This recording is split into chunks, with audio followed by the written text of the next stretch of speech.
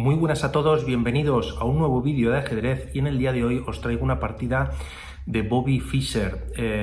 Espectacular como siempre, no podía ser de otra manera.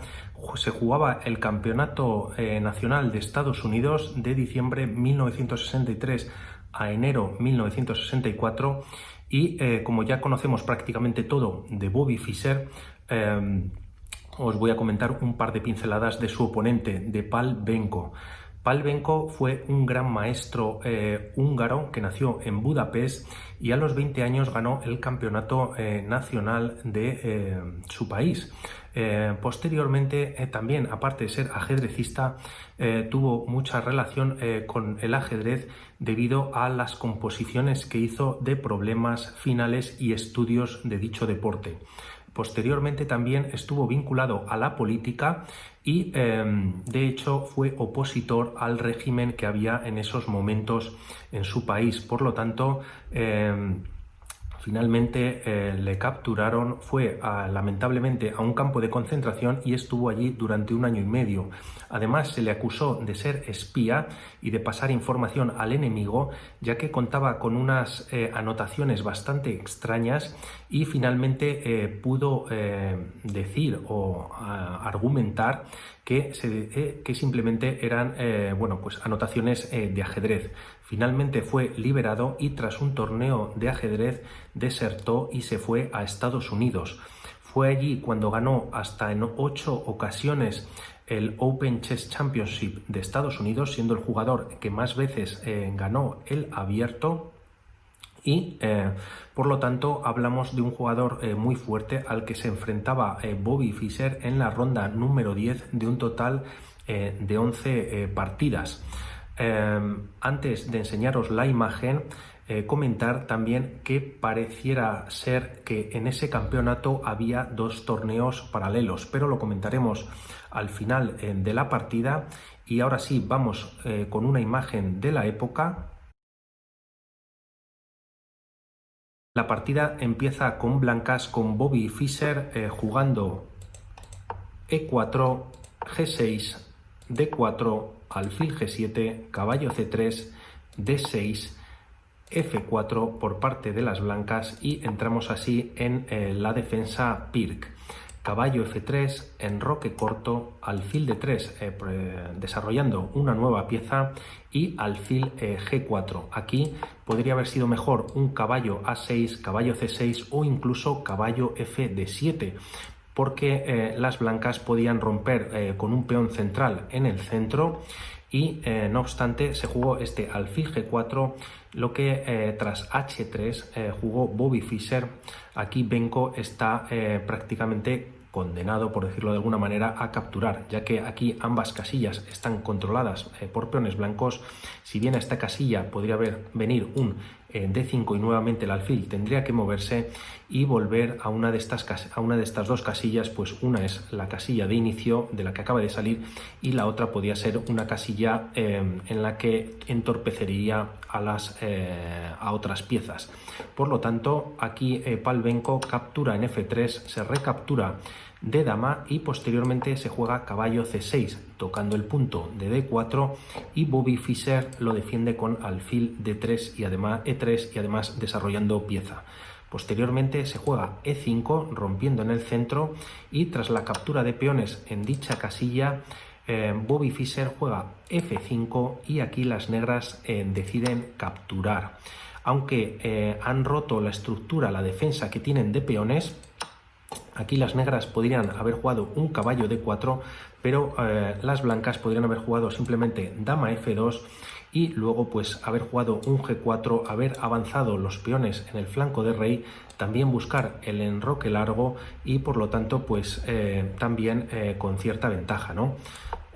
Por lo tanto se juega este G por F5 y posteriormente Bobby Fischer captura de dama. Caballo D4 tocando a la dama, pero como vemos ahora se ha dejado de defender este peón y aquí Fischer jugó dama F2. Vamos a ver un momentito qué hubiese pasado si Fischer o las blancas hubiesen capturado aquí tocando 2 veces el caballo de D4. no hubiese sido muy bueno para las blancas, ya que hubiese venido este caballo G4 tocando el alfil y también la dama, y también se ha generado una descubierta atacando nuevamente a la dama y defendiendo el caballo. Por lo tanto, aquí las blancas podrían haber continuado con dama F4, caballo por E3 y tras dama por E3, las negras jugando dama H4 jaque. Si no están muy igual la posición, bueno, pues las blancas, como podemos ver, han perdido parte de esa iniciativa o ese ataque que tenían, ¿no? Por lo tanto, Fischer decide no capturar este peón, se retrasa a dama F2 y caballo E8. Esta jugada es muy interesante porque además de recolocar o reubicar el caballo en D6, permite el avance de F5. Por su parte, Fischer juega enroque en corto, caballo D6 y dama G3. Como vemos, clavando así al alfil, ya que detrás está el rey, y una jugada como un alfil H6 pues podría ser bastante molesto para las negras, y aquí las negras jugaron rey H8. Vamos a seguir una de las líneas, y en caso que hubiesen roto en F5 las negras, podría haber venido alfil H6, dama F6 y después de los cambios de dama y de alfil en G7 podríamos haber llegado a esta línea E por F5. En vez de capturar de caballo, las negras podrían reactivar una de las torres, torre A, E8, F6 y tras el cambio de torres en dicha casilla llegar a esta posición. Y como vemos, pues es una posición abierta, que las blancas tienen dos peones pasados, y aunque las negras también cuentan con un peón pasado en el centro, este alfil pues bueno, podría marcar un poquito la diferencia, ¿no? Por lo tanto, tras este dama G3, las negras prefieren jugar rey H8, dama G4. Como vemos, la dama se sigue activando y también controlando el punto de F5 para evitar que las negras rompan en dicho punto, y aquí se jugó C6, una jugada algo floja, ya que sería mejor haber jugado un C5, caballo E6, y este C6 no obstante tendría un poco la idea de proteger estas casillas, especialmente este D5 de cara a un posible salto del caballo blanco a dicha casilla, ¿no? Posteriormente se jugó dama H5 y como vemos se sigue manteniendo el control tanto con la dama como con alfil y peón y torre de dicho punto, pero es que además la dama ahora está en contacto con el punto de H7, y en cuanto se libere este peón, pueda avanzar o capturar alguna pieza, bueno, pues tendría muchísima presión las negras sobre dicha casilla, ¿no? Por lo tanto, aquí se jugó dama E8, también una jugada algo floja, y siguiendo los módulos podría haber sido un caballo E6, este C5 que habíamos comentado antes, y dependiendo de la línea incluso un C4, ¿no? Para meter presión sobre este alfil, ya que este peón en C4 estaría defendido por el caballo de D6. No obstante, la partida continuó con Bobby Fischer, y para evitar este F5 jugó alfil por D4, peón por D4, y llegamos a una posición en que las negras están atacando al caballo. Y si queréis pausar el vídeo, darle una vuelta para ver cuál es la próxima jugada que hizo Bobby Fischer. Pues bien, la jugada es torre F6, una jugada muy potente a la que vamos a volver ahora mismo. Y si habéis pensado jugar o que hubiese jugado Fischer este E5, ya que tiene mucha lógica, ¿no? Bueno, te están por un lado atacando un peón, tú estás atacando, te están atacando un caballo, tú atacas otro, pero sobre todo has abierto esta diagonal para que entre la dama a dar mate en una jugada.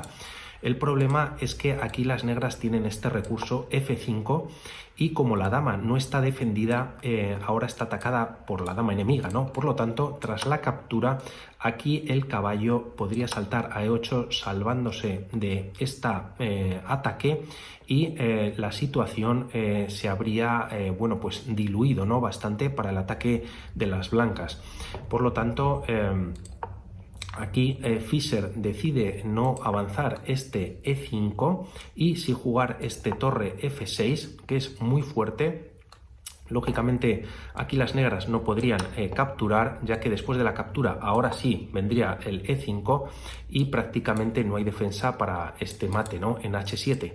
Por lo tanto, volviendo a la posición, jugaron las negras rey G8 y aquí Fischer juega E5 metiendo presión al caballo de D6 y se jugó H6 para bueno, bloquear a esta dama de un posible mate en H7. Si queréis nuevamente parar el vídeo para bueno, ver la jugada en la que Fischer termina la partida, ya que las negras abandonan, estamos en la jugada número 20, esta sería la última, y aunque no es una jugada de mate ni mucho menos, pues una jugada que prácticamente a las negras les deja fuera de juego. En caso de que acertéis la jugada, pues enhorabuena, ya que habéis jugado como Bobby Fischer. Y bien, la jugada es caballo E2, una jugada muy tranquila en la que el caballo, al quitarse del ataque de este peón, además sigue estando defendida por este alfil y siguen temas de ataque sobre este peón. Lógicamente la torre sigue sin poder capturarse, ya que vendría mate nuevamente en H7 y las negras única prácticamente es colocar el caballo y nuevamente mate inevitable. Por lo tanto, a este caballo E2 lo que podrían hacer las negras es retirarse, ¿no?, con el caballo que está siendo atacado, pero al retirarse a B5, este caballo que estaba aquí situado defendía esta casilla tan importante de F5 y ahora la dama hubiese venido a F5 y nuevamente hay mate en una inevitable. Por lo tanto, una partida espectacular de Bobby Fischer. Y a continuación, como os había comentado, os enseño la clasificación final, que la tengo por aquí, y comentaros que, como decía, ¿no?, parece que se habían jugado dos torneos paralelos, ya que Bobby Fischer consiguió en el Campeonato Nacional de Estados Unidos de ese año nada más y nada menos que 11 puntos sobre 11 posibles. De ahí ese torneo paralelo que por un lado jugó Bobby Fischer en modo Dios y por otro lado resto de jugadores humanos y terrestres que fueron con 7,5 puntos Larry Evans y Palvenko contra el jugador que jugó esta partida Fischer con 7 puntos. Destacar también en la lista Samuel Resevsky y un jugador que, aunque terminó último, pues también había que estar ahí en el campeonato para jugar dicha torneo, y fue Donald Byrne. Si recordáis, aquí tenéis una reseña en la que Byrne juega contra Fischer y Fischer bueno, pues gana a dicho jugador, además comentando que era la partida del siglo, ¿no? Por lo tanto, gracias por estar ahí, nos vemos en breve y no os olvidéis de suscribiros, activar la campana y darle al like. Un abrazo y hasta la próxima. Chao.